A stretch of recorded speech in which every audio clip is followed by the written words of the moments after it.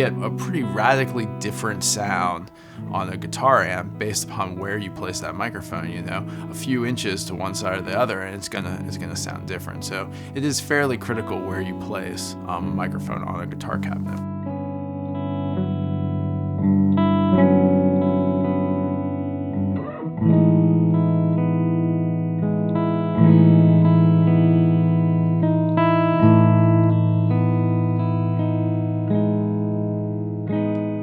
The center of the cone is the brightest point on the cone. It's the most direct sound coming from the speaker. So by placing the microphone dead center, you're going to have the most kind of articulate sound. As you move slowly outward to the edge of the speaker, it'll get darker.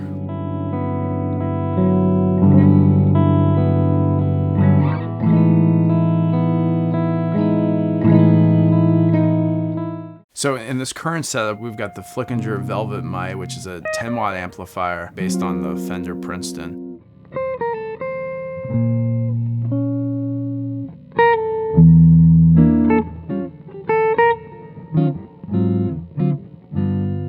What I did was have the Royer 101 on the outside of the cone for a darker, jazzier tone, and Scott played some, solo jazz guitar.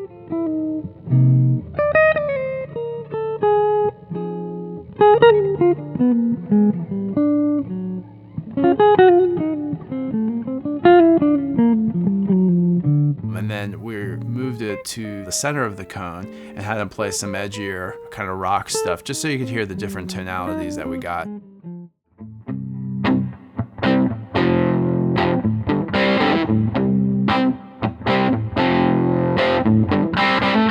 My approach is let the guitar player get their sound and make sure, from my end, that it sounds good in the room, that I like how the amplifier sounds, I like how the guitar sounds.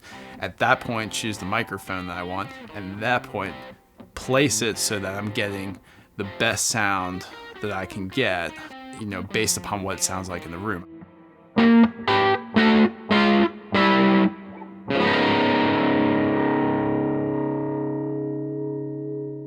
In a solo guitar environment, which this is, obviously it's just about getting the exact tone that I want, for a solo instrument, which is not always the case. A lot of times I might need a brighter sound, whether I actually want a brighter sound or not. It might just be that, that brighter sound is what I need to fit that instrument into the mix. So I'm going to mic more towards the center of the cone to achieve that. In a rock thing where you've got a lot more going on and it's like a lot denser mix, a lot of times you're going to want the sound of the guitars to punch through a little bit more. If you're double tracking guitars, you might want one that's darker, so you might mic the edge of the cone. You might want one that's brighter, so you mic the center of the cone.